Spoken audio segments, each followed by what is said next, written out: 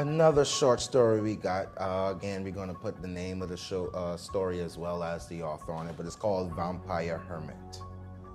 She was nervous when her husband said they were to stay in this abandoned house, for it contained the corpse of the hermit who once lived there, enshrined in a coffin in the loft.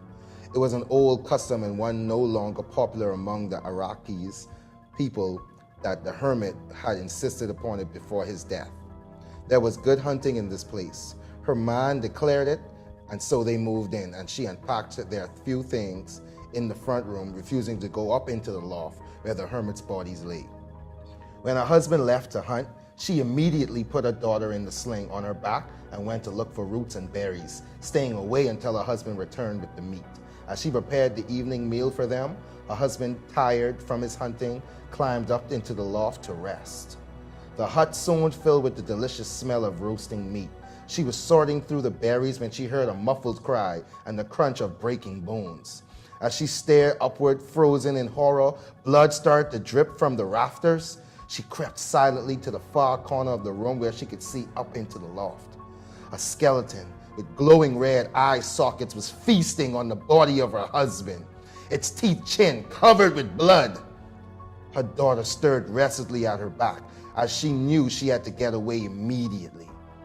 "I'm going to run down the stream to fetch water for the broth," she called toward the loft. "I'll be right back." She took the pail and walked toward the stream, trying to appear normal. As soon as she was out of sight among the trees, she started to run as fast as she could. She heard a terrible howl from the direction of the house as the creature heard them escaping and started to pursue. The young mother stumbled desperately through the woods, the creature's howls growing closer as it pursued them. Her little daughter wailed in fright at her back as she fled in terror, sobbing and was almost without hope. The monster was gaining on her.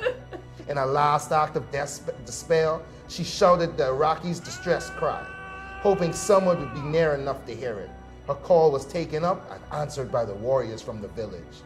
She could hear the creature breathing behind her as it sprinted to the trees at the edge of the village. Here, her strength failed her, and she collapsed to the ground.